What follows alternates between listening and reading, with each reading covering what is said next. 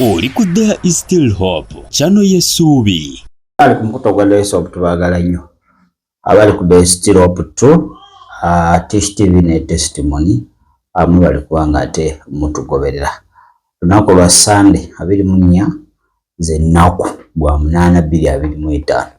Ekitundu kyaffe kisooka kama tukwebaza olw'ekisakyo kubanga bukedde nga tukyali balamu. Kitiibwa kikyo n'amatendo. Mwoyo mutukuvu jangu otulungamye mu Kristo Yesu Mwana wa Katonda omulamu. Amina. Mwena abagenzi emusooka kubanga ate mugulumiza omutonzi. Musinza ne mutendereza mukulikeeyo nnyo era Mukama batuweera omukisa. Amina. Balamusizaako mwena abeekumira ku There is Still Hope. Mwena abagenzi mu services enjawulo nange mbakulisaayo nti mukulikeeyo mu linnya lya Mukama waffe Yesu Kristo. Amina. Ekitundu kyaffe ekisooka twala tutunuulire mwena agenze mu kusaba. Ndowooza mulaba decorations ez'enjawulo. Yes. Eziri mu makanisa gammwe gye mukuŋŋaanira. Ne mugamba wow church yaffe developinze. Nyiridde. Tulina decorations, tulina amataala, art. Nakoza kati ne mu church mwayingiramu art. And design. Tudesigninga. Leta abaana bakola art ne bakuba ebisige ne bakola buli kimu. So alenda ennaku zino ate kyonoonye ekkanisa. Si kibi ku decoratinga.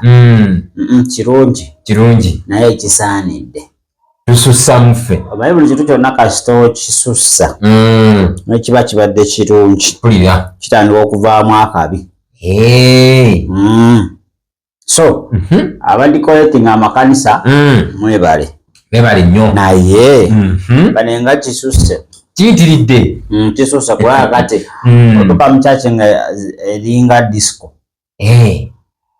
Kanisa nako zayize emize okugulagana amataala gakyusa colours ga disco light ne bagateeka ku bituuti.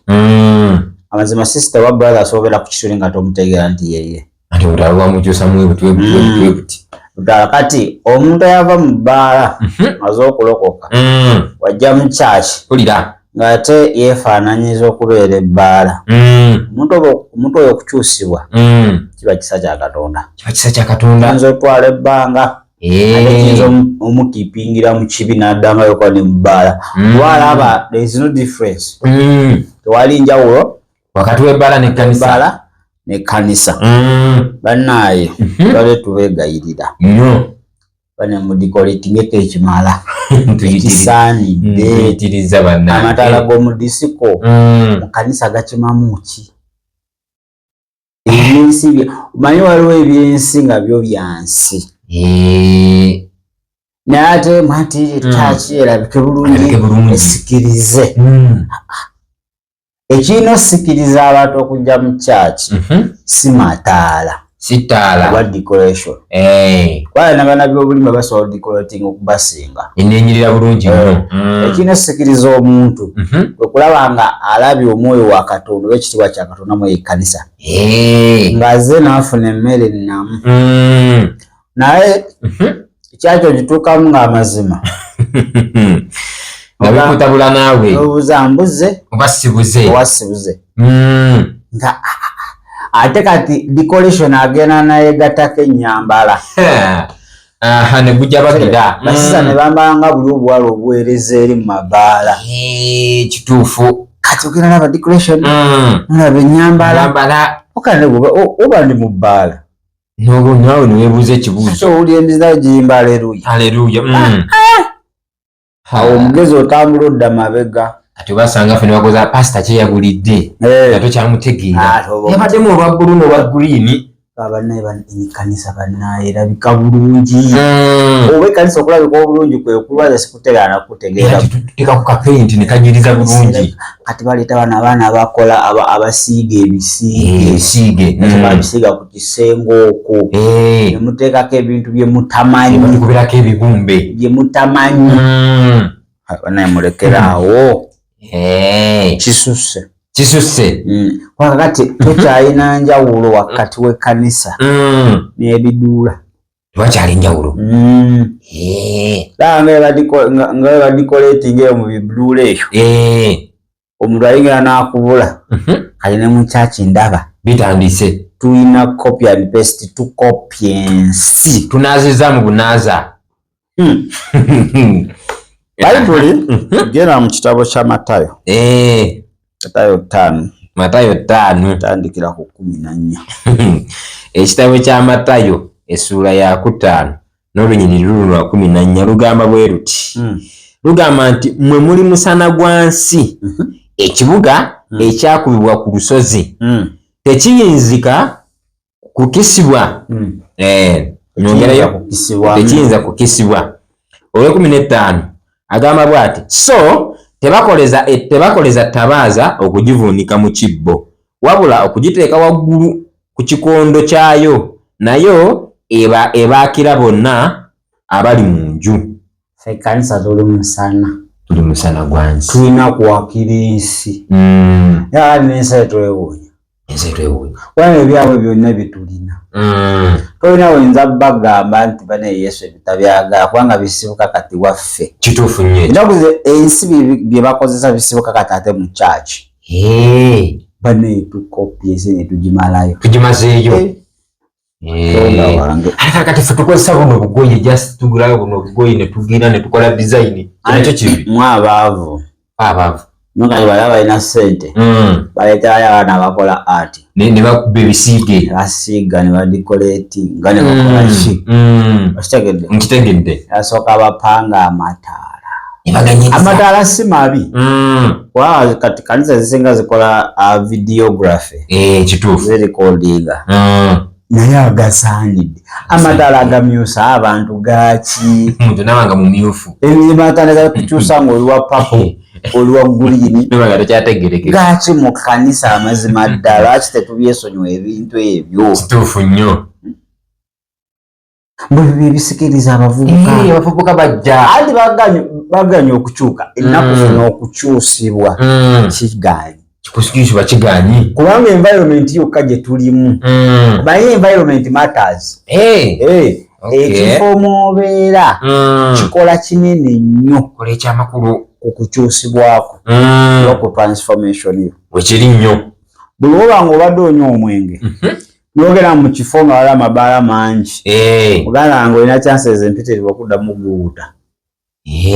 Olina chances nyingi sobola okuddayo mu bbaala n'onywa omwenge. Enkalo zaako buto. Oba ng'obadde malaaya aye n'opangisa kumpi bamalaaya beetundira ogendako emibuddemu akalimu. Kati nekirino kyekino abantu abavudde eri mu bidisiko tubalaga batya nti kati wano we baza ate wanjawulo ng'ate ebyeri bitukozesa wetuuka ku mazina. Amazima tewali njawulo. Tewakyali njawulo. Nabikeesa bade abasumba kano kande kalowoozo k'olwaleero. Ekituufu nnyo ekyo. Bali kusumba naye entimba eyo Mwoyo Mutukuvu agyetaaga.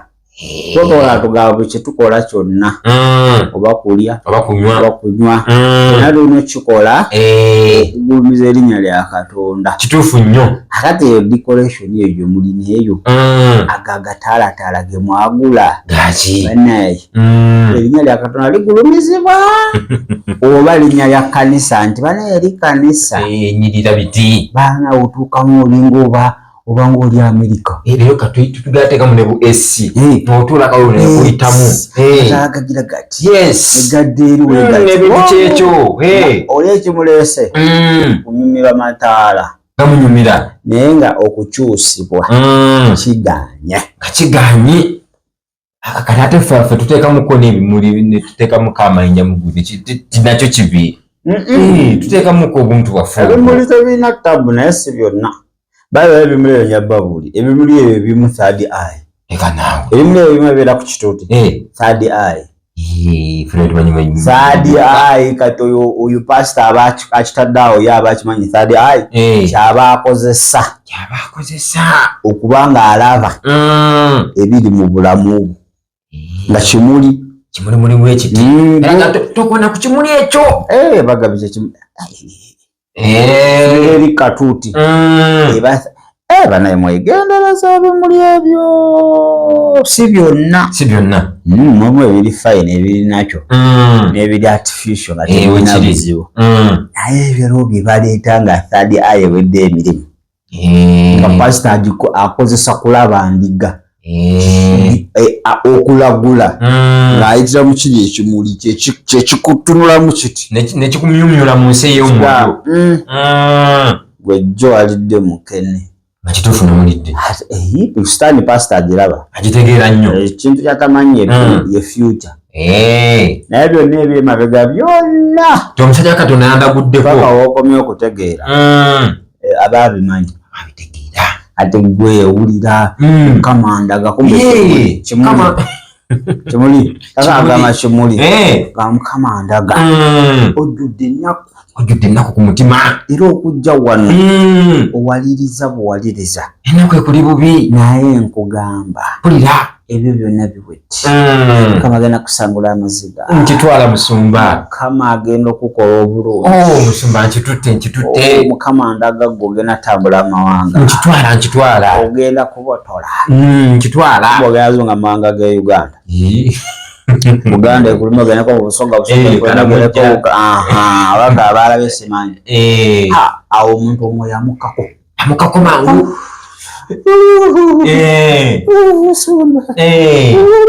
nti ate kiki bawamulagudde amawanga naye bamugaye wenenye Kama ngamba wenenye wetereze ntambulayo si nnungi ez'obulamu bw'olujja oyawo omuntu emitaafu kitandise okumwetimba muti anyiga waawo era waafuluma nze nadde manyi na musajja alina amafuta temuli mafuta natuusa eri nga byayogera tebikwatagana eyawandi okwemya muba tebikwatagana nanoonya obudde bwange bwaki okugenda eyo ne transport wange ebyo tebabyagala era awo teyenyinya era awo tasumulula na waleti tasobola nagikwatako naye tandikwa ndaba ogenda kitwale adala nasala sister nga ali desperate myaka 4 agenda mwana mu 5 anoonya ki olwo obufumbo bugaanyi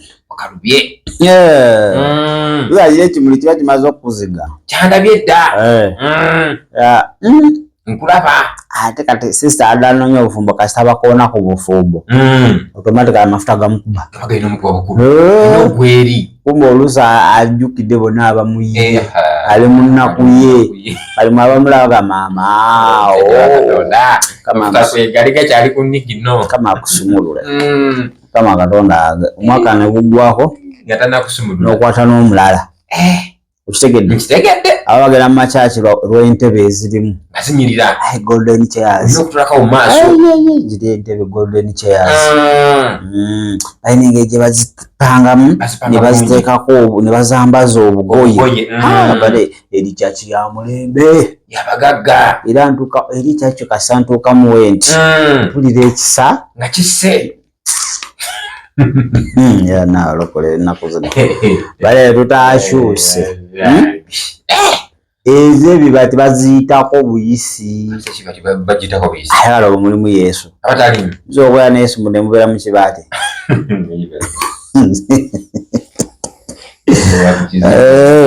era zedawako oli ali wasibatono ng'asabira ku bwana abeeyita abanene mu kibuga agamba gwe waffe Yesu atambuza bigere lengera ekizimbe kye twakubye naye mmwe muli awo mwesiba mu bufutafuta obutaliyo jangu eri Yesu akusumulule engamba omwana jalooza bamukubye point kumbe oli yeyeekubye ndakuba takimanyi so banaye mukyuseemu engeri gye tutegekamu ka decoration ebitaala bisusse ebitaala bisusse mu kyaki omuntu n'alema n'okuba nga amatu agateeka ku mubuulizi alala kumagamaga kino ekyenyola kiti ata kiriwo ekyenyola kiti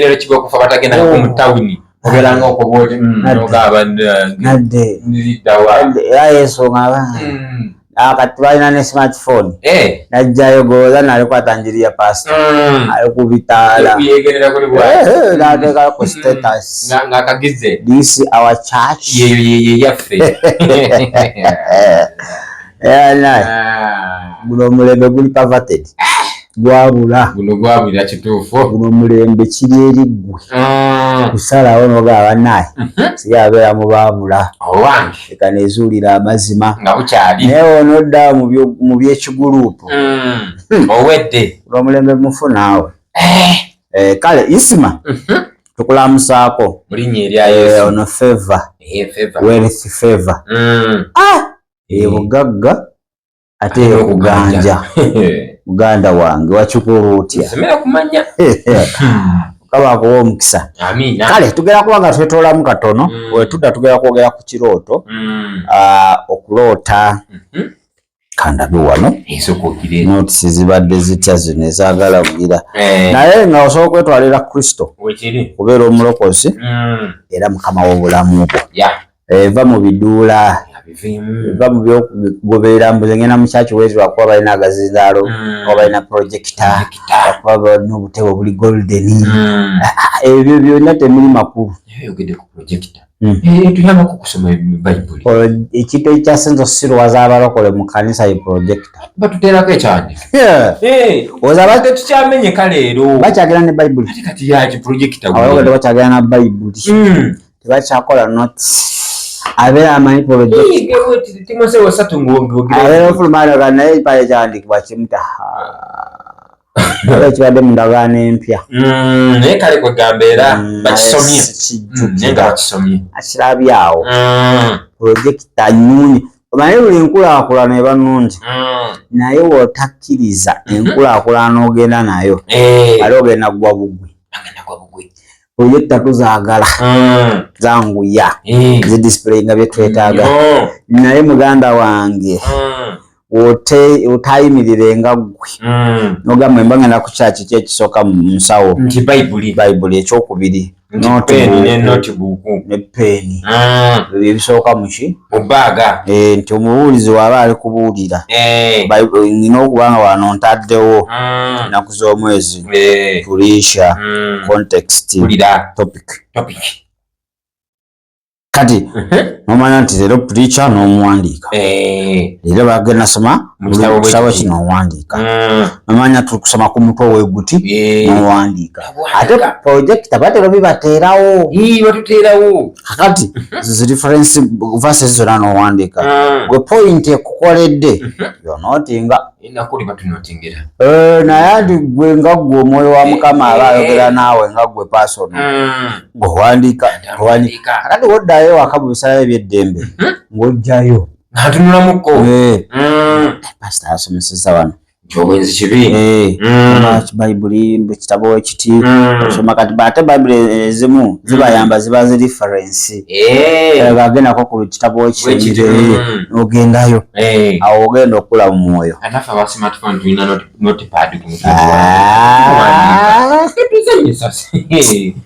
tuwandiika kuno nsanga omuntu bwe yeewandisa kuno ku gundi pastor nga akayukidde abantu betuuziza mu maaso tebalina bayibuli balyawo bonna basire kwini era mwe mukola kiwano nga temulina bayibuli mufulume nze namuwagira yabafulumya waliwo agenda mubala nga talina ssente tekisoboka ekyo ate ogenda kunya gwani waliwo agenda kulumya nga talina nkumbi kati oba gali misaaji kati bw'obuuza okola ki wano si wakuwumulira eno sisi tesikweya kino kiwummulo kya Mukama waffe kati ogenda mutegeera otya nga ye kennyini ekigambo kyatokirema alina smartphone ya bukadde 3 bayibuli ya mitwalo 3 5 emulemye oba eggulu ogenda muli emukono oba eri eri northern simanyi naye eggulu muganda wange lyo lyakwerekereza lyakwerumya lyakulwanira kituufu nnyo naye bw'olowooza mbogenda lifuna ku red carpet njanda wange bapimbira kanyimba mbakujja kukisiimuula ne munnaye basobola okujja ku red carpet alina ekimala notatuukulako endula mutaka bweru wesitaani omuzanyisa mukutta obujulizi gamba Yesu olwaleero okkiriza obeera omulokoze era Mukama obulamu njatula n'akamwa kange nezikiza n'omutima gwange nti ndokose nsaasire tali butuukirivu. Amina. Maze okuba ng'otwala omulokozi kakati kama akulungamye tobe na mukyakirwa decoration ate ayonoonyenye ekkanisa tetukyalina njawulo. Ekkanisa erina okuba nga kyakulabirako musana ng'omuntu ava eri bw'atuuka wano wadde tuba ne decoration waffe naye ng'ate wanjawulo naye ave mu disco light ate ajje mu disco light biba tebikyagatta. Kati kwetolamuko katono wetukomawo tugenda kulooteera tugenda mu nsi ya mwoyo okuloota amagi eggs sanya ololose ku magi ali gwe natulaba oba alolose ku magi kalira tovaawo tukomawo mu dakika zijja kubeera ntono nnyo alisobola okuba nga tweyongera mu kitundu kyaffe ekyokubiri. Webale kulaba There is Still Hope. Okumanya ebisingawo tukubire ku 0752 31 14 47 oba ku 0761 08 83 15. Osobola n'otufuna ku email eya tishitv74@gmail.com. Eno ye There is Still Hope, channel y'essuubi.